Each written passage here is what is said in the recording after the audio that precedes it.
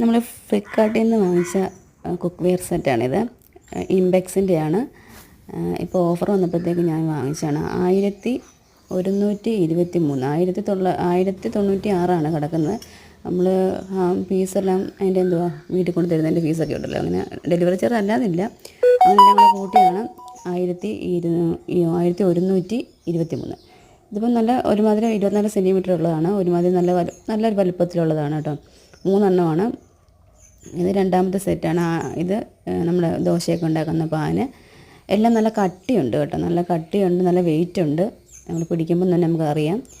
ഇത് ഫസ്റ്റിലെ പ്രാവശ്യം ഇവിടെ വന്നപ്പോഴത്തേക്ക് ഇതിന് ഒരു പിടിയൊന്ന് പോയപ്പോഴത്തേക്ക് അവർ മാറി എടുത്തുകൊണ്ട് തന്നതാണ്. രണ്ടാമത് ഈ 3 ഇതിൻ്റെ അടപ്പും ഒരെണ്ണത്തിൻ്റെ അത് വലിയൊരു കടായിക്കകത്ത് അടപ്പുണ്ട്.